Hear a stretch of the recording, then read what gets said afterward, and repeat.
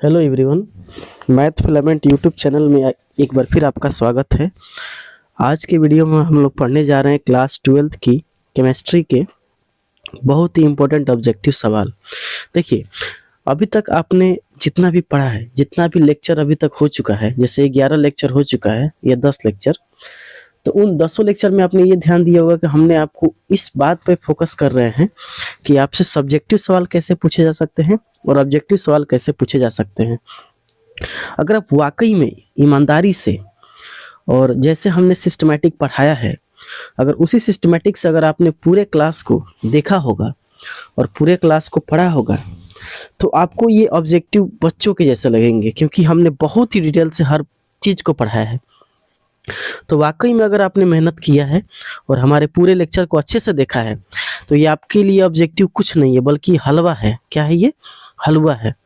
लेकिन अगर आपने अच्छे से नहीं देखा है और अपने टाइम पास अगर किया है, तब ये ऑब्जेक्टिव आपके लिए कुछ नहीं, मतलब नहीं बना पाएंगे आप, है ना। इसलिए नहीं बना पाएंगे क्योंकि मजाक यहाँ पे नहीं चल रहा है ना, मजाक हम लोग नहीं कर रहे। हम लोग वाकई में सीरियसली क्लास 12th की केमिस्ट्री की तैयारी कर रहे हैं।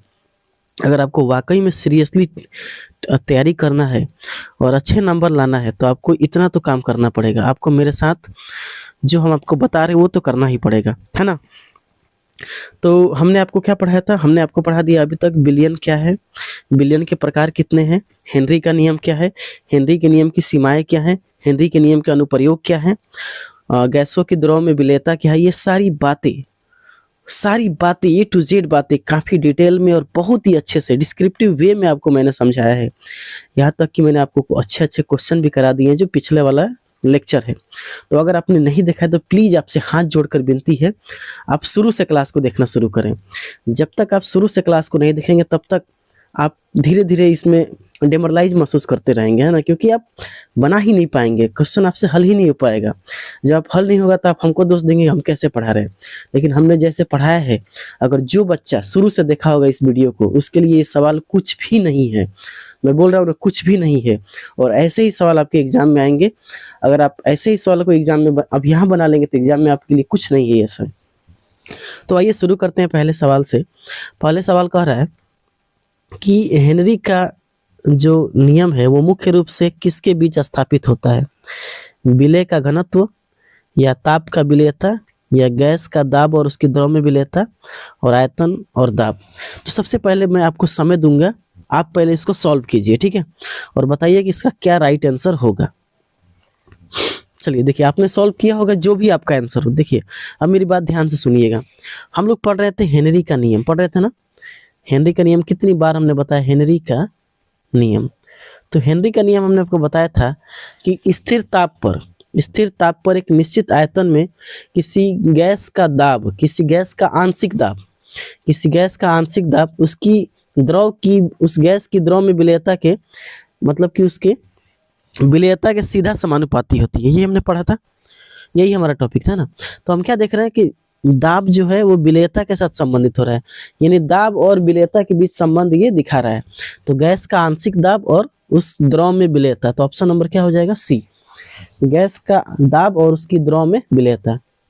घनत्व के बारे में कहीं बात नहीं की गई है, ताप को फिक्स कर दिया जाता है। ताप और विलेयता के बारे में कहीं बात नहीं की गई है, और आयतन और दाब के बारे में नहीं बात की गई है। बस ये क्या संबंध स्थापित करता है? गैस का आंशिक दाब और विलेयता के बीच संबंध स्थापित करता है। तो ऑप्शन नंबर सी आपका राइट आंसर हो जाएगा। अगला क्वेश्चन देखिए, क्वेश्चन कह रहा है कि तापमान बढ़ाने पे गैसों की द्रव में विलेयता पर क्या प्रभाव पड़ता है? तो याद कीजिए, हमने आपको बताया था, ऑप्शन है विलेयता बढ़ती है, ऑप्शन बी विलेयता घटती है, विलेयता स्थिर रहती है, और विलेयता शून्य हो जाती है। देखिए, अब मैं आपको थोड़ा इसको बताता हूँ। हमने आपको बताया था कि जैसे ही ताप बढ़ाते हैं आप, तो अक्सर विलेयता क्या होती है? घट जाती है। क्या होती है? घट जाती है ना। ताप बढ़ाने पर विलेयता क्या होती है? घट जाती है। क्यों ऐसा होता है? क्योंकि ये ऊष्मा छेपी अभिक्रिया है, ऊष्मा छेपी अभिक्रिया है। और ऊष्मा छेपी अभिक्रिया में ली चाटेरियस का प्रिंसिपल ये कहता है कि अगर आप ऐसे सिस्टम का ताप बढ़ा रहे हैं जो पहले से ही उसमें बाहर निकल रही है, तो उसमें क्या होता है कि वो रिएक्शन पीछे की तरफ खिसक जाता है, पीछे की तरफ शिफ्ट कर जाता है। कहने का मतलब ये हुआ, इसे मान के चलिए कि हम एक रिएक्शन कर रहे हैं A + B और ये सी बन रहा है और उसमें ऊष्मा निकल रही है ना, तो ये ऊष्मा निकल रही है। अगर आप मान लीजिए यहाँ पे ऊष्मा को और बढ़ाएंगे तो ये रिएक्शन पीछे शिफ्ट कर जाएगा। इसका मतलब मान लीजिए कि यहाँ पे जो हम घोलना चाह रहे हैं, किसी गैस को घोलना चाह रहे हैं द्रव में, तो यहाँ तो गैस घुल रहा था, लेकिन जैसे ही ऊष्मा आपने बढ़ाया तो गैस घुलना न बन करके उसकी विलेयता कम होने लगेगी, है ना।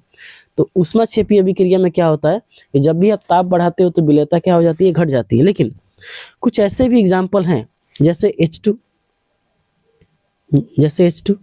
इनकी अगर बात करें तो इनमें क्या होता है, ताप जैसे ही आप बढ़ाओगे तो विलेयता क्या होती है, बढ़ती है। विलेयता क्या होती है, बढ़ती है। लेकिन ये अपवाद है, विलेयता क्या होती है, बढ़ती है। क्यों होता है, क्योंकि ये ऊष्मा शोषी अभिक्रिया है। ऊष्मा शोषी अभिक्रिया है। तो ऊष्मा शोषी अभिक्रिया में ताप बढ़ाने पर विलेयता क्या होती है, बढ़ जाती है। लेकिन ऊष्माक्षेपीय अभिक्रिया में ताप बढ़ाने पर विलेयता घट जाती है। तो अब यहाँ पे आपसे ये मतलब कि अब आपसे पूछा जाएगा कि बताइए क्या इसका राइट आंसर होना चाहिए। तो तापमान बढ़ाने पर गैसों के द्रव में विलेयता पर क्या प्रभाव पड़ता है। तो हम यहाँ पे अपवाद को नहीं मारेंगे, बल्कि जो सामान्यतः जो बातें होती है कि अक्सर विलेयता क्या होती है, घट जाती है। क्या होती है, घट जाती है। मतलब वो तो अपवाद है, तो हम अपवाद को थोड़ी लेके चलेंगे। यहाँ पे अपवाद अगर हम जनरली बात कर रहे हैं कि जनरली क्या होता है, तो जनरली यही होता है कि तापमान बढ़ाया जाएगा तो गैसों के द्रव में विलेयता पर वो घट जाती है। क्या होती है, घट जाती है। तो यहाँ पे हमारा ऑप्शन नंबर बी एकदम राइट आंसर हो जाएगा। अगला सवाल कह रहा है कि सॉफ्ट ड्रिंक और सोडा वाटर की बोतलों को उच्च दाब पर क्यों बंद किया जाता है। तो ऑप्शन है गैस के रिसाव को कम रोकने के लिए, स्वाद को मीठा करने के लिए, या बोतल की मजबूती बढ़ाने के लिए, या CO2 की विलेयता बढ़ाने के लिए। तो बताइए इसमें कौन सा सही होगा। तो आप याद कीजिए, हमने आपको बताया था कि जो हेनरी के नियम के अनुप्रयोग में क्या हमने समझाया था आपको, हेनरी का नियम के अनुप्रयोग इसी अनुप्रयोग टॉपिक में हमने आपको समझाया था कि जो हेनरी का नियम का अनुप्रयोग में 3 चीज़ें आपको बताया था कि एक तो हम बताते थे कि सॉफ्ट ड्रिंक और सोडा वाटर में हम लोग हेनरी का नियम लगाते थे। क्यों, क्योंकि सॉफ्ट ड्रिंक और सोडा वाटर में हम चाहते थे कि उसमें CO2 मिल जाए, है ना। और CO2 मिल जाए तो CO2 को मिलाने के लिए हम क्या करते थे, जब हम जानते हैं कि P बराबर क्या होता है, KH into x gas, KH into x gas. यानी अगर किसी भी गैस की विलेयता को बढ़ाना है तो आप उसमें उच्च दाब लगाएंगे, यानी प्रेशर को हाई कर देंगे। यानी अगर प्रेशर ज़्यादा है तो विलेयता भी क्या होगी, ज़्यादा, हेनरी के नियम से। यानी हम उस सोडा वाटर और सॉफ्ट ड्रिंक में अगर CO2 जितना अच्छे से मिला देंगे, CO2 जितनी अच्छी से मिल रहेगी उतनी ही अच्छे से उसको पीने में मजा आएगा। इसका मतलब अगर विलेयता ज़्यादा होगी तो हमको उच्च दाब लगाना पड़ेगा, यानी हाई प्रेशर लगाना पड़ेगा। तो इसका मतलब ऑप्शन नंबर क्या हो जाएगा, CO2 की विलेयता बढ़ाने के लिए, है ना। सॉफ्ट ड्रिंक और सोडा वाटर की बोतलों को उच्च दाब पर क्यों बंद किया जाता है, क्योंकि हम उसमें CO2 को क्या कर सके, अच्छे से घोल सके। तो अच्छे से घोलने के लिए हम क्या करते हैं, उसको हाई प्रेशर पे बंद कर देते हैं बोतल को, ठीक है। चलिए अगला सवाल देख लेते हैं। अगला सवाल देखिए, कह रहा है, छोटा कर देते हैं इसको। क्वेश्चन कह रहा है कि हेनरी स्थिरांक KH का मान बढ़ाने पर गैस की विलेयता पर क्या प्रभाव पड़ता है। विलेयता पहले से बढ़ती है फिर घटती है, विलेयता पर कोई प्रभाव नहीं पड़ता है, विलेयता बढ़ जाती है, विलेयता घट जाती है। देखिए हम आपको जो भी ऑप्शन बता रहे हैं वो ऐसे नहीं बता रहे हैं, उसको लॉजिक भी समझा रहे हैं, उसके पीछे का क्या रीजन है, क्या कारण है, वो भी हम समझा रहे हैं। तो पहले बताइए इसका ऑप्शन क्या होगा। अगर आपने वाकई में पढ़ा होगा तो इसका ऑप्शन आप बता दीजिएगा। चलिए आपने ट्राई किया होगा, अब मैं आपको बताता हूँ। याद कीजिए हेनरी का नियम, देखिए हम आपको समझाते हैं। P बराबर KH इंटू एक्स गैस, यही होता है हेनरी का नियम। तो अब ध्यान से देखेंगे, अगर हम दाब को क्या कर दे, समान कर दे, स्थिर कर दे, दाब को क्या कर दे, स्थिर कर दे। जैसे ही दाब स्थिर होगा इसका मतलब ये हो गया कि दोनों चीज़ों का जो गुणनफल होगा वो एक स्थिर हो गया। यानी दो चीज़ों का जो गुणनफल है, मल्टीप्लिकेशन या प्रोडक्ट है, वो फिक्स हो गया। तो इसका मतलब ये हुआ कि अगर आप एक को बढ़ाओगे यानी KH को बढ़ाओगे तो एक्स गैस घट जाएगा, ठीक है। अगर आप KH को घटाओगे तो एक्स गैस बढ़ जाएगा। अगर एक्स गैस घट जाएगा उसका मतलब विलेयता घट जाएगी। क्या घट जाएगी, विलेयता। अगर एक्स गैस बढ़ जाएगा इसका मतलब क्या हुआ, विलेयता बढ़ जाएगी। क्या बढ़ जाएगी, विलेयता बढ़ जाएगी, यहाँ पे विलेयता घट जाएगी। ठीक है, तो यही हमारा इसका मतलब अगर केएच का मान ज़्यादा होगा तो विलेयता कम होगी, अगर केएच का मान कम होगा तो विलेयता ज़्यादा होगी। बस इसी को देख लेते हैं। अब क्या पूछा इसने कि केएच का मान बढ़ने पर, केएच का मान बढ़ने पर, तो केएच का मान अगर बढ़ रहा है तो इसका मतलब क्या हो गया, विलेयता घट जाएगी। क्या हो जाएगी, विलेयता घट जाएगी। सिंपल सा बात है। तो हमने यही देखा कि अगर केएच का मान ज़्यादा होता है, केएच का मान ज़्यादा होता है तो विलेयता यानी एस क्या होता है, कम होता है। अगर केएच का मान कम होगा तो एस क्या होगा, एस यानी विलेयता ज़्यादा होगी। तो यहाँ पे हमारा ऑप्शन नंबर डी एकदम राइट आंसर है। ठीक है, अगला क्वेश्चन देखते हैं। अगला क्वेश्चन कर रहा है जलीय जीव, क्या क्वेश्चन कर रहा है ये, जलीय जीव। क्वेश्चन ये कर रहा है कि जलीय जीव गर्म जल की तुलना में ठंडे जल में अधिक आरामदायक क्यों महसूस करते हैं। तो ठंडे पानी में जीव कम तैरते हैं, कम ताप पर ऑक्सीजन की विलेयता अधिक होती है, ठंडा पानी हल्का होता है और ठंडे पानी में भोजन अधिक होता है। तो बताइए कौन सा ऑप्शन सही होगा। चलिए आपने ट्राई किया, ठीक है, बहुत अच्छी बात है, आपने कोशिश किया। जो भी आपका आंसर आप अपने पास रखिए। अब मैं बताता तो उससे मिलान कीजिए कि क्या आपने सही बताया है या गलत बताया, ध्यान से समझिएगा। एक बात बताइए, हमने आपको बताया था कि यहाँ लिखते हैं ना, लिख के बताते हैं तो ज़्यादा मजा आएगा। देखिएगा, हमने आपको बताया था कि तापमान बढ़ाने पे, ताप अगर बढ़ाएंगे, ताप बढ़ाने पे क्या होता है, विलेयता। विलेयता क्या होती है बताइए। ताप बढ़ाने पे गैसों के द्रव में विलेयता घटती है, बताया था हमने। क्यों ऐसा होता है, क्योंकि ये ऊष्माक्षेपी अभिक्रिया होती है। क्या होती है ये, ऊष्माक्षेपी अभिक्रिया। ऊष्माक्षेपी अभिक्रिया। ताप बढ़ाने पर गैसों के द्रव में विलेयता क्या होती है, घटती है, क्योंकि ये ऊष्माक्षेपी अभिक्रिया होती है। लेकिन एक अपवाद है, एक अपवाद है। जैसे आप ले लीजिएगा H2, जैसे आप ले लीजिएगा हीलियम। तो इसमें क्या होता है कि ताप आप बढ़ाओगे, ताप अगर बढ़ेगा तो ये इसकी विलेयता घटने के बजाय नहीं, ये इसकी विलेयता क्या होती है, बढ़ती है। ऐसा क्यों होता है, क्योंकि ये ऊष्मा शोषी अभिक्रिया है, ऊष्मा शोषी अभिक्रिया। तो क्यों ऐसा हुआ, क्योंकि ये ऊष्मा शोषी अभिक्रिया। तो हमने आपको क्या बताया, बस दो ही बातें बताया। दो बातें ये बताया कि ताप अगर बढ़ाओगे तो विलेयता अक्सर घटती है, अक्सर की बात कर रहे हैं, जनरली सामान्यतः, क्योंकि वो सभी अभिक्रिया क्या होती है, ऊष्माक्षेपी अभिक्रिया होती है, ऊष्माक्षेपी अभिक्रिया होती है। लेकिन अगर हाइड्रोजन और हीलियम की बात करें तो इसमें अगर ताप बढ़ाएंगे तो विलेयता बढ़ती है। क्यों, क्योंकि ये ऊष्मा शोषी अभिक्रिया है। अब जरा आते हैं जलीय जीवों पर। तो जलीय जीव में क्या दिक्कत है, देखिए, अगर गर्म पानी की बात करें, गर्म पानी, एक होता है ठंडा पानी। तो गर्म पानी में अब देखेंगे इसका ताप क्या है, अधिक है। अगर ताप अधिक है तो विलेयता क्या होगी, विलेयता। और विलेयता भी किसकी की, ऑक्सीजन की, क्योंकि जलीय जीवों को क्या चाहिए, ऑक्सीजन चाहिए ना। जलीय जीवों को ऑक्सीजन चाहिए, और ऑक्सीजन अगर आसानी से घुल रहा है तो ठीक है, O2। यानी अगर ताप बढ़ेंगे तो विलेयता क्या हो जाएगी, घट जाएगी, अक्सर घटती है। यानी इसका मतलब ये तो हाइड्रोजन है नहीं, हीलियम है नहीं, हम तो ऑक्सीजन की बात कर रहे हैं। तो हाइड्रोजन और हीलियम के अलावा अगर किसी भी गैस को हम देखते हैं तो ताप बढ़ाने पर विलेयता घट जाती है। और हमको घोलना है ऑक्सीजन, क्योंकि जलीय जीवों को जरूरत है ऑक्सीजन की। इसका मतलब अगर गर्म पानी रहेगा तो उसका ताप अधिक रहेगा, और गर्म पानी का ताप अधिक रहेगा तो उसमें ऑक्सीजन गैस जो होगा वो कम घुलेगा। लेकिन ठंडा पानी में देखिए क्या दिक्कत है, ठंडा पानी में ताप क्या है, कम है। अगर ताप कम है इसका मतलब ये हुआ कि इसकी विलेयता, यानी कि इसकी विलेयता ऑक्सीजन की विलेयता अधिक हो जाएगी। इसका मतलब ठंडा पानी में ज़्यादा ऑक्सीजन मिलेगा, ज़्यादा ऑक्सीजन मिले तो इसमें जो जलीय जीव होंगे, मछलियाँ होंगी, जो जल में रहने वाले जीव हैं, उनको क्या होगा कि सांस लेने में बहुत कम परेशानी होगा। इसमें एकदम आराम महसूस करेगा, आराम, एकदम क्या होगा, आराम।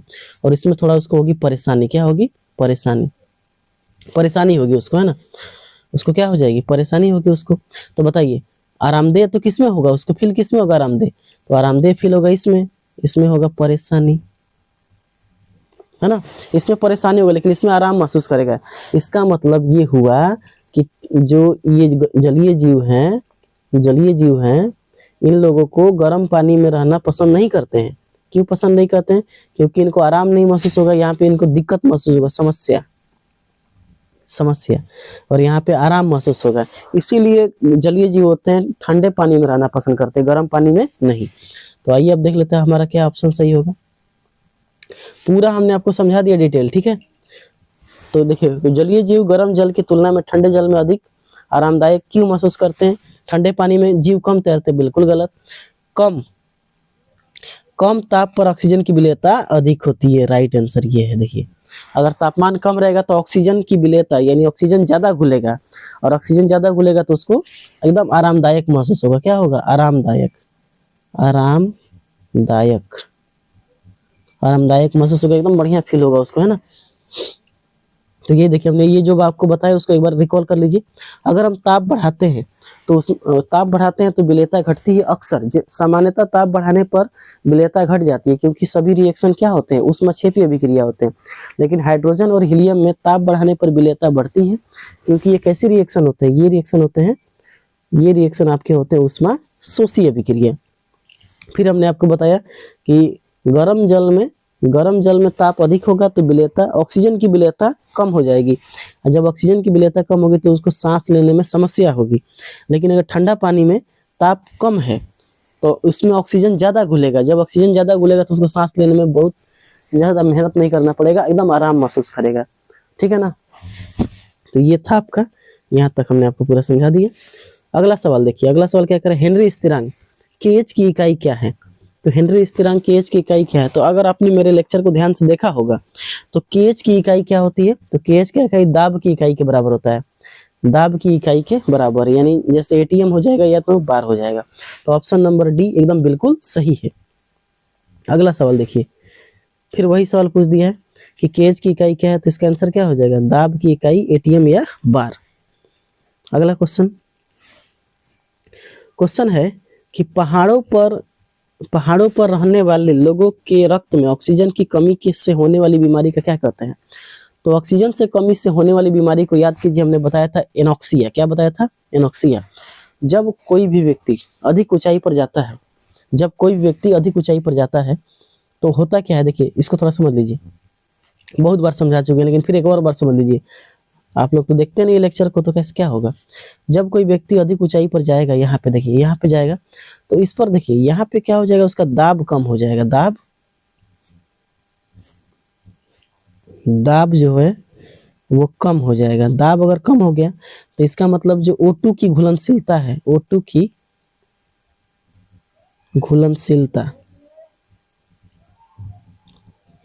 घुलनशीलता ये भी कम हो जाएगी, क्योंकि हम जानते हैं जो P होगा डायरेक्टली प्रोपोर्शनल होता है S के। हेनरी का नियम तो यही कहता है ना कि दाब जो होता है गैस का आंशिक दाब उसकी विलेयता के सीधा समानुपाती होता है। इसका मतलब जो दाब कम होगा तो ऑक्सीजन की घुलनशीलता कम हो जाएगी, तब उसको समस्या होगी एनॉक्सिया की। अब उसको चक्कर आने लगेगा, थोड़ी देर बाद बेहोश हो जाएगा, थोड़ी देर बाद ज़्यादा देर हो गया तो मौत भी हो सकती है ना। तो इसका मतलब ये बीमारी को कहते हैं एनॉक्सिया। क्या कहते हैं? एनॉक्सिया। चलिए अगला क्वेश्चन देखिए। क्वेश्चन है कि गोताखोर श्वसन टैंक में हीलियम गैस क्यों मिलाई जाती है? गोताखोर के श्वसन टैंक्स में हीलियम गैस क्यों मिलाई जाती है? तो ऑक्सीजन को हल्का करने के लिए, ऑप्शन है ऑक्सीजन को हल्का करने के लिए, नाइट्रोजन की रक्त में विलेयता के हानिकारक प्रभाव को रोकने के लिए, स्वाद बढ़ाने के लिए, टैंक की क्षमता बढ़ाने के लिए। अब बात बताइए। देखिए, हम जब कोई भी व्यक्ति गोताखोर जो होता है, स्कूबा डाइवर्स जो होता है वो गहराई में जाता है, जब समुद्र की गहराई में जाता है तो जैसे ही गहराई में जाएगा तो गहराई में जाने के बाद उसका उस पर दाब अधिक लगने लगता है, यानी उस पर दाब अधिक लगेगा। तो जब अगर दाब अधिक लगेगा तो जो इन गैसों की विलेयता होती है, क्योंकि श्वसन टैंक में भरा जाता है नाइट्रोजन और ऑक्सीजन, है ना, नाइट्रोजन और ऑक्सीजन। तो नाइट्रोजन और ऑक्सीजन होता है, तो जब अंदर जाता है माने समुद्र के अंदर, तो होता क्या है कि उसका उसमें लगने वाला दाब अधिक लगने लगता है। जब दाब अधिक लगेगा तो हेनरी का नियम कहता है दाब अधिक तो विलेयता अधिक। इसका मतलब इन गैसों की विलेयता क्या हो जाती है? अधिक। लेकिन जैसे ही ये गोताखोर स्कूबा डाइवर्स समुद्र से बाहर आने की कोशिश करता है, तब क्या होता है? तब ये होता है कि इस पर लगने वाला जो दाब है वो कम होने लगता है। जब दाब कम होगा तो गैसों की विलेयता भी कम होगी, और जैसे ही गैसों की विलेयता कम होगी तो अब धीरे धीरे उनके रक्त के पाइप जो होता है, रक्त वाहिनियाँ, उसमें क्या होता है, उसमें अब नाइट्रोजन के बुलबुले जमने लगते हैं, क्योंकि नाइट्रोजन ज़्यादा मात्रा में होता है। तो नाइट्रोजन जब उसकी बुलबुले जमने लगेंगे, उसी की बीमारी को कहते हैं बेंड्स। क्या कहते हैं? बेंड्स। तो इसीलिए यहाँ पे होगा कि नाइट्रोजन की रक्त में विलेयता के हानिकारक प्रभाव को कम करने के लिए, क्योंकि हम चाहते हैं कि बेंड की समस्या उसको ना हो, और बेंड की समस्या नहीं होगा तो इसलिए नाइट्रोजन को रक्त में जो उसको कम घुले, वो एकदम ज़्यादा, जब दाब अधिक हो जाएगा तो ज़्यादा घुल जाएगा, और उसीलिए हीलियम मिला देते हैं। इसमें हीलियम मिलाने से क्या फ़ायदा होता है कि जैसे हीलियम मिलाएंगे तो नाइट्रोजन, ऑक्सीजन और हीलियम, तो ये सब गैस जो होता है मतलब बाहर जब आने की कोशिश करेगा तो उस केस में ये जो गैसें होती है वो कम घुलेगी, तो कम घुलेगी तो बेंड की समस्या नहीं होगी, नाइट्रोजन गैस के बुलबुले नहीं बनेंगे रक्त वाहिनियों में। तो यही कारण है कि नाइट्रोजन के रक्त में विलेयता के हानिकारक प्रभाव को रोकने के लिए। अगला क्वेश्चन,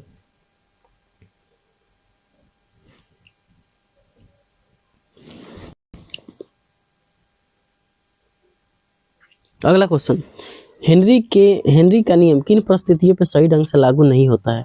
जब गैस बहुत कम घुलनशील हो, जब गैस विलायक के साथ रासायनिक अभिक्रिया करती है, जब तापमान बहुत अधिक होता है, या दाब बहुत कम होता है।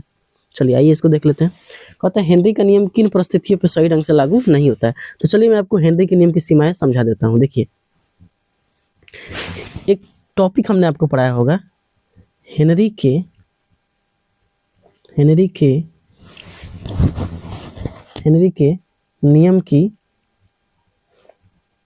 की सीमाएं, हेनरी के नियम की सीमाएं, ये हमारा टॉपिक था। इसमें हमने आपको सबसे पहले बताया था कि दाब बहुत अधिक नहीं होना चाहिए। दाब जो है दाब बहुत अधिक नहीं होनी चाहिए, दाब बहुत अधिक नहीं होनी चाहिए। दूसरा बताया था हमने आपको कि ताप बहुत कम नहीं होनी चाहिए, ताप बहुत कम नहीं होनी चाहिए, है ना। फिर हमने आपको बताया था तीसरा पॉइंट कि गैसों की विलेयता कम हो, गैसों की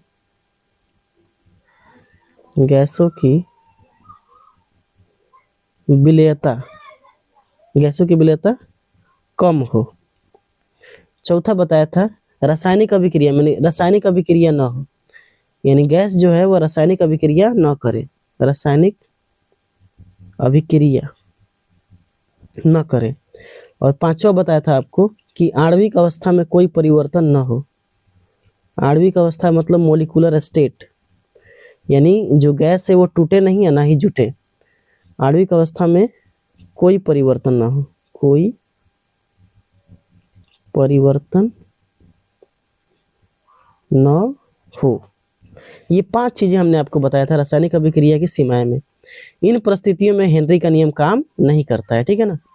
तो देखिए क्या बताया हमने आपको कि दाब बहुत अधिक नहीं होना चाहिए, ताप बहुत कम नहीं होना चाहिए, गैसों की विलेयता कम हो, रासायनिक अभिक्रिया नहीं होनी चाहिए, और आणविक अवस्था में कोई परिवर्तन नहीं होना चाहिए। आइए अब देखते हैं हमारे इसका आंसर क्या होगा। तो चलिए हमने आपको बता दिया कि हेनरी के नियम की सीमाएं क्या है। हमने आपको ये कंडीशन बताया कि हेनरी का नियम किन किन परिस्थितियों में काम नहीं करता है। तो चलिए देखते हैं, पहले ऑप्शन को चेक करते हैं, जब गैस बहुत कम घुलनशील हो। तो देख लेते हैं, हमने आपको यहाँ बताया है कि गैसों, यहाँ देखिए 3 नंबर पॉइंट देख लीजिए, गैसों की विलेयता कम हो, इस ऑप्शन को देखिए क्या करें, जब गैस बहुत कम घुलनशील हो, तो इस पर तो लागू होता है, तो ये ऑप्शन नहीं हो सकता, यानी ये ऑप्शन सही है। ये जो ऑप्शन है ये सही है मतलब सही है, किन मायने में सही है, मतलब इस पर लागू होता है, नहीं वाला पे नहीं आएगा। फिर करें, जब गैस विलायक के साथ रासायनिक अभिक्रिया करती है, तो हमने आपको क्या बताया कि रासायनिक अभिक्रिया, 4 नंबर पॉइंट देखिए, रासायनिक अभिक्रिया नहीं होनी चाहिए। ये कह रहा है करती है, तो रासायनिक अभिक्रिया करती है पे लागू होगा? नहीं होगा। इसका मतलब ये वाला गलत है, इस पर लागू नहीं होता है। ताप बहुत अधिक हो, तो देखिए ताप बहुत अधिक हो, तो हमने आपको यहाँ बताया है, देखिए 2 नंबर में ताप बहुत कम ना हो, तो कम ना हो यानी कम नहीं होना चाहिए, ज्यादा तो हो सकता है ना, तो इसका मतलब इस पर लागू होता है, इस पर लागू होगा। दाब बहुत कम हो, तो दाब बहुत अधिक नहीं होना चाहिए, इसने बोला है दाब बहुत अधिक नहीं होना चाहिए, नहीं होना चाहिए। तो दाब जब बहुत अधिक नहीं होना चाहिए तो कम तो हो सकता है ना, तो कम पे ये काम करेगा, कम पर यह काम करेगा, इसका मतलब इस पर भी काम करता है। तो हमारा ऑप्शन एक ही बच गया, हमारा ऑप्शन एक ही बच गया कि जब गैस विलायक के साथ रासायनिक अभिक्रिया करती है। देखिए हमने आपको बताया दाब बहुत अधिक नहीं होना चाहिए। देखिए यहाँ पे ध्यान समझिए, एक बार और समझ लीजिए, जब गैस की विलेयता, जो विलेयता होगी, विलेयता, गैस की विलेयता कम हो, विलेयता कम हो, विलेयता कम चाहिए तो इसमें भी कम है, ठीक है। रासायनिक अभिक्रिया नहीं होनी चाहिए, रासायनिक अभिक्रिया, रासायनिक अभिक्रिया नहीं होनी चाहिए, इसमें करती है तो इस पर काम नहीं करेगा। ताप बहुत कम हो, ताप बहुत कम न हो, कह रहा है ताप जो है वो कम न हो, तो कम न हो तो अधिक तो हो सकता है ना, तो इस पे काम करेगा। और दाब बहुत कम ना हो, दाब बहुत अधिक ना हो, दाब बहुत अधिक नहीं चाहिए, अधिक नहीं चाहिए, इसका मतलब अधिक नहीं चाहिए तो कम तो चलेगा ना, तो यानी बी वाले ऑप्शन पे रासायनिक जो हेनरी का नियम है वो काम नहीं करता है। रासायनिक अभिक्रिया क्या होनी चाहिए, कम नहीं होनी चाहिए। बहुत ही अच्छे से हमने आपको इसको समझा दिए, उम्मीद है आपको ये समझ में आया होगा। तो इसका राइट आंसर जो हो जाएगा वो ऑप्शन नंबर बी हो जाएगा, क्योंकि रासायनिक अभिक्रिया अगर हो गया तो हेनरी का नियम उस पर काम नहीं करेगा। अगला सवाल,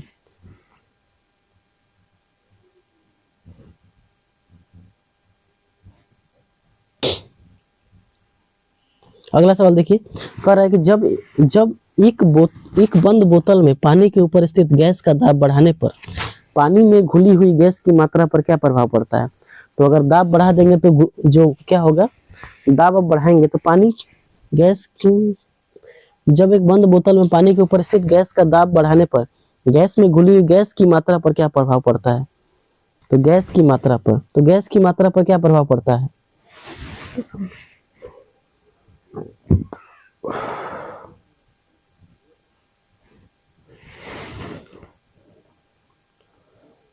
देखिए, तो अगर आप ध्यान से देखेंगे तो इसका जो ऑप्शन है, मात्रा बढ़ जाएगी, गैस बोतल से बाहर निकल जाएगी, मात्रा घट जाएगी और मात्रा अपरिवर्तित रहेगी। तो हमने आपको बताया था कि अगर गैस का दाब आप बढ़ाते हो, गैस का दाब, तो गैस का दाब बढ़ेंगे तो विलेयता बढ़ जाती है, बस वो जो गैस होगा वो पानी में आसानी से घुल जाएगा, उसकी मात्रा पे कोई प्रभाव नहीं पड़ेगा, है ना। मात्रा पे क्या प्रभाव पड़ेगा, मात्रा से कोई संबंध ही नहीं है, दाब का संबंध केवल विलेयता से, उसके मात्रा से कोई संबंध नहीं है। तो इसलिए इसका राइट आंसर क्या हो जाएगा, डी।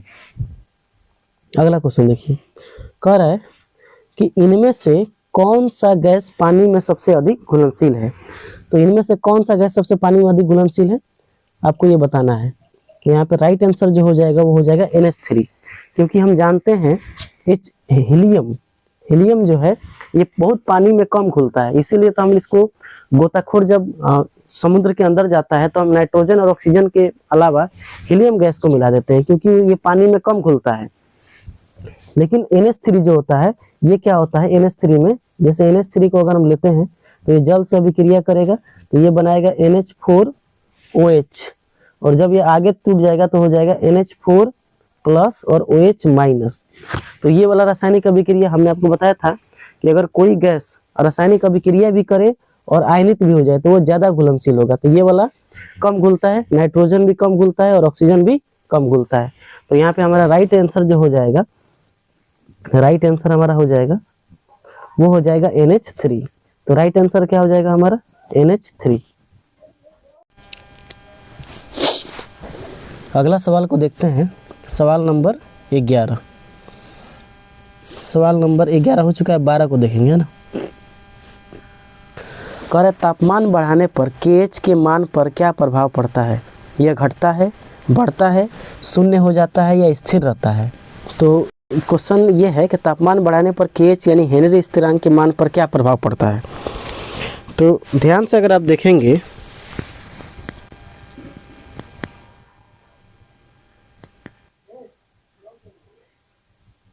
कि अगर हम तापमान को बढ़ा देते हैं तो हेनरी स्थिरांक का जो मान होता है वो बढ़ता है, क्या होता है, बढ़ता है। देखिए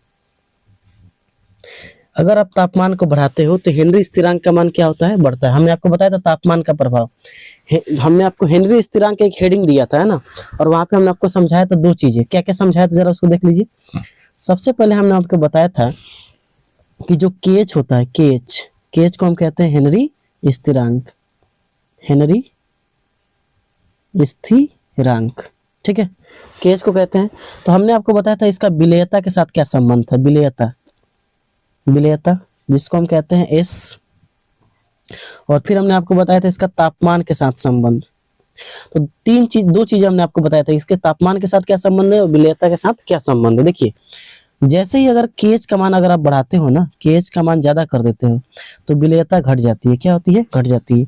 अगर केएच का मान आप घटाते हो तो विलेयता क्या होती है, बढ़ जाती है। ये पॉइंट आप याद रखिएगा कि जैसे ही आप केएच का मान ज्यादा रखोगे तो विलेयता घट जाएगी, और केएच का मान कम रखोगे तो विलेयता ज्यादा हो जाएगी।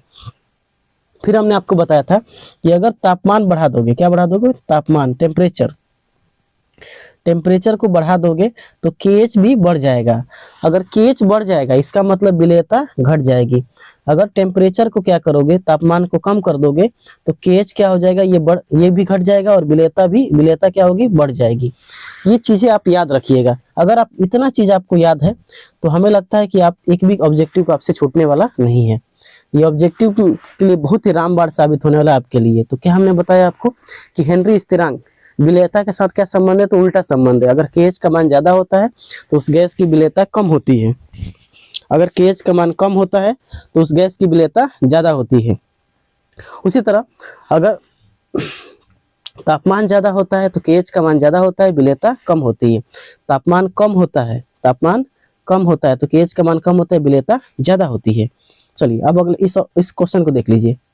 ये क्वेश्चन क्या पूछ रहा है, अब ये क्वेश्चन आपके लिए कुछ नहीं है, कह रहा है कि तापमान बढ़ाने पर केएच के मान पर क्या प्रभाव पड़ता है। तो हमने आपको बताया कि अगर टेम्परेचर बढ़ेगा तो केएच भी बढ़ जाएगा। तो ऑप्शन नंबर क्या हो जाएगा, बी। अगला सवाल देखिए, अगला सवाल क्या कर रहा है, हेनरी के नियम के गणितीय रूप P बराबर KH इंटू एक्स। तो x क्या दर्शाता है, तो x दर्शाता है गैस का मोल अंश। क्या दर्शाता है, गैस का मोल अंश। चलिए आगे बढ़ते हैं। अगला क्वेश्चन कर रहा है कि ठोस पदार्थों की द्रव में विलेयता पर दाब का क्या प्रभाव पड़ता है। तो ठोस पदार्थ की द्रव में विलेयता पर दाब का क्या प्रभाव पड़ता है। तो ये चीज हम लोग नहीं पढ़े अभी तक, लेकिन आप जान जाइए कि इसका जो दाब की अगर प्रभाव की बात करें तो इसका कोई सार्थक प्रभाव नहीं पड़ता है। आने वाले वीडियो में, इसके बाद वाला जो वीडियो आएगा उसमें हम लोग यही पढ़ेंगे कि ठोस पदार्थों की द्रव में विलेयता, है ना, तो उसमें दाब का कोई प्रभाव नहीं पड़ता है, चलिए अगला देख लेते हैं। अगला क्या कह रहा है सोडा वाटर की बोतलों को, क्वेश्चन है सोडा वाटर की बोतलों को खोलने पर जो सनसनाहट यानी फीज की आवाज होती है उसका मुख्य कारण क्या है। बाहरी वायु का अंदर प्रवेश करना, बोतल के अंदर तापमान बढ़ जाना, दाब कम होने पर CO2 की विलेयता अचानक कम होना, या द्रव का वाष्प में बदल जाना। देखिए, तो हमने आपको बताया था कि जब हाई प्रेशर पे हम किस गैस को मिलाते हैं, तो CO2 को मिलाते हैं और CO2 को घोलते हैं। लेकिन जैसे ही बोतल आप खोलेंगे तो होगा क्या कि CO2 गैस की विलेयता यानी जो घुलनशीलता है वो कम होने लगेगी, अचानक कम होने लगेगी। और जैसे ही अचानक कम होगी तो क्या हो जाएगा, ये सनसन की आवाज आपको सुनाई देगी, सनसनाहट की आवाज सुनाई देगी। तो ऑप्शन क्या हो जाएगा इसका, ऑप्शन हो जाएगा आपके कि दाब कम होने पर CO2 की विलेयता अचानक कम होना। चलिए अगला क्वेश्चन देख लेते हैं। अगला क्वेश्चन क्या कर रहा है सोडा वाटर की बोतलों को खोलने पर, तो ये क्वेश्चन वही हो गया। तो इसका आंसर क्या हो जाएगा, दाब कम होने पर CO2 की विलेयता अचानक कम हो जाना। चलिए अगला क्वेश्चन देखते हैं। अगला क्वेश्चन क्या कर रहा है, क्वेश्चन है कि हेनरी के नियम की एक सीमा यह है कि गैस का विलायक में वियोजन या संगुणन, विसरण, प्रवाह या विलयन, यही ऑप्शन हो जाएगा। देखिए, यानी अगर गैस, कोई भी गैस अगर आप मिला रहे हैं विलायक में यानी द्रव में, तो आपको ये ध्यान रखना है कि वो गैस का अणु टूटना नहीं चाहिए। वियोजन का मतलब क्या होता है, टूटना नहीं चाहिए, और संगुणन का मतलब क्या होता है, जुटना नहीं चाहिए, यानी उसके आणविक अवस्था में कोई परिवर्तन नहीं होना चाहिए। आणविक अवस्था, मोलिकुलर स्टेट, आणविक अवस्था में कोई परिवर्तन ना हो, यही हमने आपको बताया था ना, कोई परिवर्तन न हो, कोई परिवर्तन ना हो। तो वही चीज है, एक आणविक अवस्था में कोई परिवर्तन ना हो, इसका मतलब ये होता है उसका ना तो वियोजन होना चाहिए, ना वो टूटना चाहिए, और ना संगुणन होना चाहिए। तो ऑप्शन नंबर ए क्या है, राइट है, करेक्ट है। अगला क्वेश्चन, तो इसका तो ये तो वही सवाल हो गया, उस सवाल का आंसर क्या हो जाएगा, ऑप्शन नंबर ए। आगे देखते हैं अगला क्या है। कह रहा है कि इनमें से किस गैस के लिए हेनरी स्थिरांक का मान सबसे अधिक होगा समान ताप पर, यानी हमने तापमान नहीं बढ़ाया है ना, तो किस गैस का हेनरी स्थिरांक का मान सबसे अधिक होता है। चलिए इस क्वेश्चन का आंसर हम लोग देखते हैं। देखिए इस क्वेश्चन का जो आंसर होगा वो हो जाएगा हीलियम। क्या हो जाएगा, हीलियम। अब वो कैसे, देखिएगा, हीलियम जो होता है वो एक नोबेल गैस है। कैसा गैस है ये, नोबेल गैस, यानी उत्कृष्ट गैस है, उत्कृष्ट गैस, उत्कृष्ट गैस। अब ये अगर उत्कृष्ट गैस है तो इसमें क्या होगा, उत्कृष्ट गैस में क्या होता है कि इसका आकार बहुत छोटा होता है। अगर आकार छोटा होगा, यानी हम कह रहे हैं आकार क्या होगा, छोटा होगा। आकार अगर छोटा होगा तो क्या होगा, इसके अणु जो होंगे, यानी इसके जो एलिमेंट्स होंगे, ये आपस में बहुत ज़्यादा बंधे होंगे, यानी इसमें जो इंट्रामोलिकुलर अट्रैक्शन फोर्स, यानी आकर्षण बल जो होगा इसके अणुओं के बीच में, वो बहुत ज़्यादा होगा। जब ज़्यादा होगा तो ये पानी में कम घुलेगा। अगर पानी में इसकी घुले कम तो इसकी विलेयता क्या होगी, कम हो जाएगी। अगर विलेयता कम है, इसका मतलब इसका सीधा जवाब है कि इसका केएच का मान क्या होगा, अधिक। क्योंकि हम जानते हैं कि जिसकी विलेयता कम होती है उसकी केएच का मान क्या होता है, अधिक होता है। यही तो हमने पढ़ा था अभी कि अगर किसी की विलेयता कम है तो केएच का मान ज़्यादा, केएच का मान ज़्यादा तो विलेयता कम। इस तरह से इसका आंसर हो जाएगा हीलियम। क्या हो जाएगा, हीलियम। यही कारण है कि नाइट्रोजन, ऑक्सीजन के अलावा हम हीलियम गैस का प्रयोग करते हैं जब कोई भी गोताखोर समुद्र की गहराइयों में जाता है, ताकि वहाँ पे क्या होता है, वहाँ पे हीलियम कम घुलता है। जब कम घुलेगा तो इसलिए वहाँ पे जो उसको बेंड की जो समस्या होती है गोताखोरों को, यानी बेंड जो होता है जिसको हम कहते हैं एक भयानक बीमारी है, जो रक्त वाहिनियों में बुलबुले जमने लगते हैं, नाइट्रोजन गैस के बुलबुले, उसको रोकने के लिए हम हीलियम का गैस का प्रयोग करते हैं। तो इस हिसाब से इसका सही जो आंसर है वो हो जाएगा आपका हीलियम। क्या हो जाएगा, हीलियम। अगला क्वेश्चन देख लेते हैं। अगला क्वेश्चन क्या कर रहा है, गैसों की द्रव में विलेयता की प्रक्रिया आमतौर पर कैसी होती है। तो उष्माशोषी, तापमान में स्वतंत्र, उपरोक्त में से कोई नहीं, उष्माक्षेपी। तो देखिए, अगर हम आपको हमने वो भी बताया था कि ताप बढ़ाने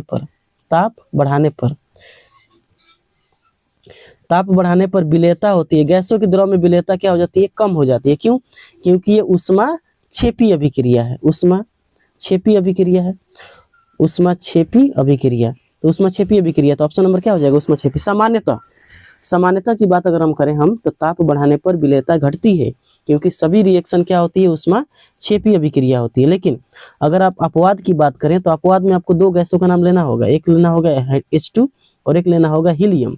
इसमें क्या होता है, जैसे ही आप ताप को बढ़ाओगे तो विलेयता भी बढ़ेगी। क्या हो जाएगी, विलेयता बढ़ेगी। क्यों, क्योंकि ये उष्माशोषी अभिक्रिया है, उष्माशोषी अभिक्रिया है ना। तो उष्माशोषी अभिक्रिया में क्या होता है, ताप बढ़ाने पर विलेयता बढ़ जाती है। तो हम आपको यहाँ पे पूरा लॉजिक भी समझा रहे हैं, ठीक है ना, आपके बहुत सारे कॉन्सेप्ट क्लियर हुए हैं यहाँ पे।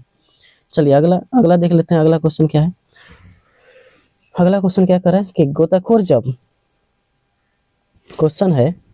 गोताखोर जब गहराई से सतह पर आते हैं, तो उनके रक्त में नाइट्रोजन के बुलबुले बनने से होने वाले पीड़ा को क्या कहते हैं, उसको कहते हैं बेंड। क्या कहते हैं, बेंड। इसका सही आंसर क्या हो जाएगा, बेंड। चलिए अगला क्वेश्चन देखते हैं।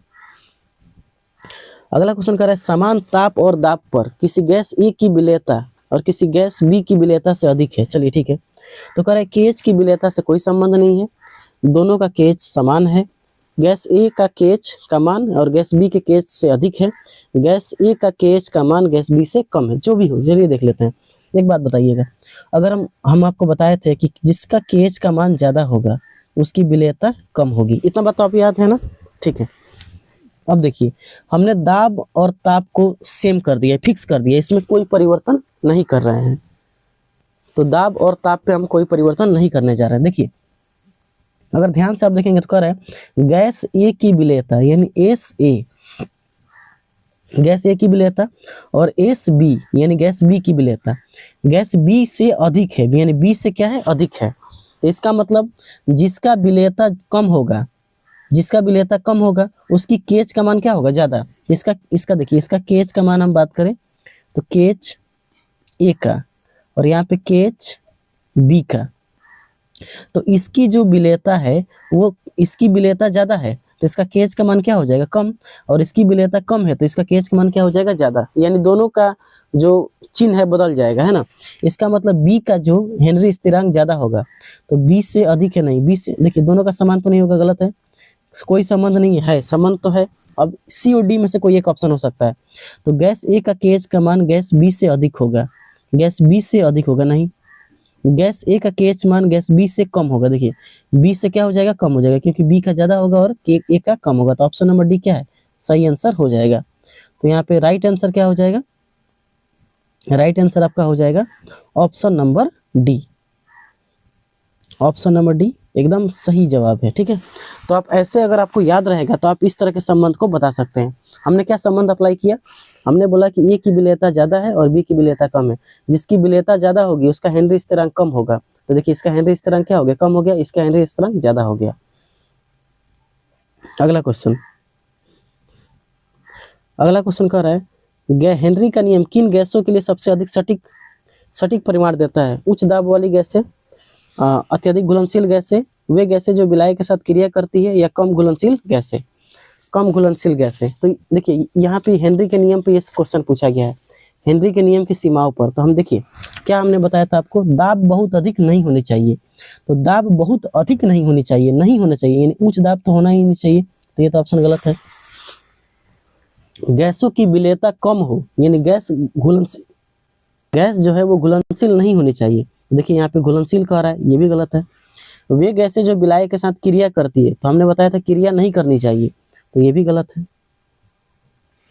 फिर कह रहा है कम घुलनशील गैस, हाँ ये सही, ऑप्शन नंबर डी क्या है, सही है। तो यहाँ पे हमारा सही जवाब हो जाएगा डी। चलिए अगला क्वेश्चन क्या करें, अगला क्वेश्चन कह रहा है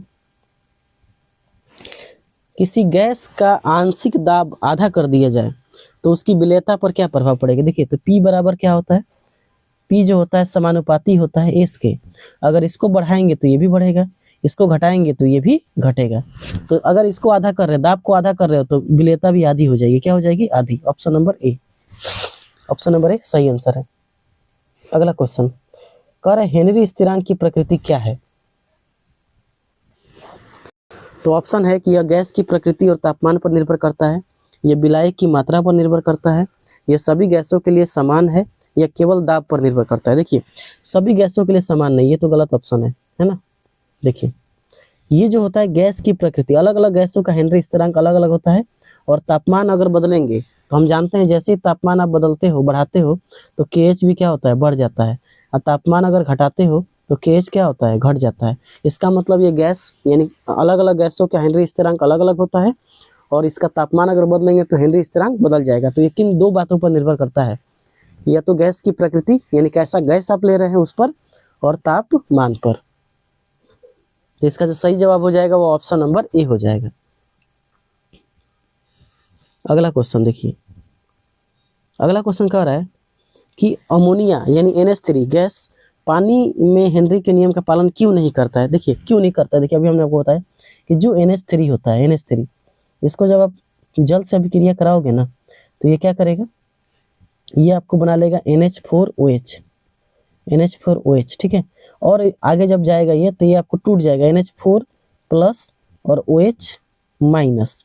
तो देखिए हमने आपको बताया था कि अगर कोई गैस रासायनिक अभिक्रिया भी कर ले, रासायनिक अभिक्रिया भी कर ले और आयनित भी हो जाए, तो देखिए यहाँ पे रासायनिक अभिक्रिया हुआ है और यहाँ पे देखिए आयनित हो गया है, यहाँ पे क्या हो गया है, आयनित हो गया है, इस वाले में देखिए आयनित हो गया है। तो दोनों काम यहाँ पे हो गया। जब ये दोनों काम हो गया तो देखिए ये तो बहुत ज़्यादा घुल जाएगा, माने NH3 बहुत अधिक घुलनशील हो जाएगा।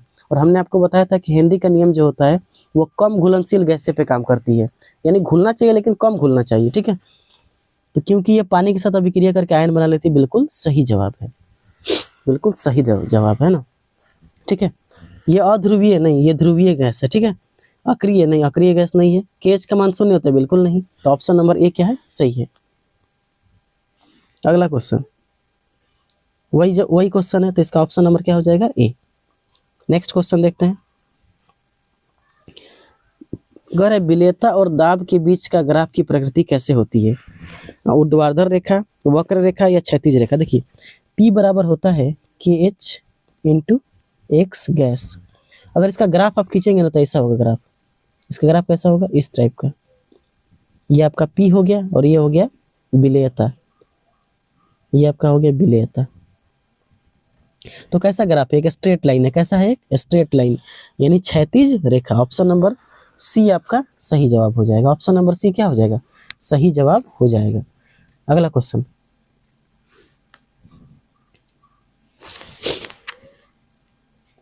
क्वेश्चन है गोताखोर के सिलेंडर में हीलियम की मात्रा लगभग कितनी होती है। तो 11.7%, 11.7%। ठीक है। अगला क्वेश्चन,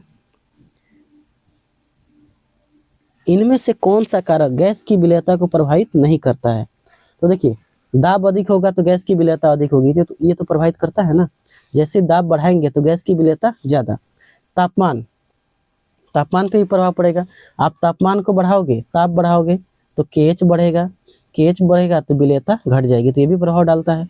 विलायक का रंग, रंग से क्या मतलब है, रंग से हमको कोई मतलब नहीं है। गैस की प्रकृति, हाँ अलग अलग गैसों की विलेयता अलग अलग होती है। जैसे अगर HCl की बात करें तो ज़्यादा घुलनशील है, NH3 की बात करें वो ज़्यादा घुलनशील है, लेकिन H2 की बात करें और O2 की बात करें, H2N2 ये सब कम घुलनशील है। तो विलायक के रंग से हमको कोई मतलब नहीं है। तो इसका सही जवाब जो हो जाएगा ऑप्शन नंबर सी एकदम राइट जवाब है। अगला क्वेश्चन है तापमान बढ़ाने पर हेनरी स्थिरांक की वृद्धि क्या दर्शाती है।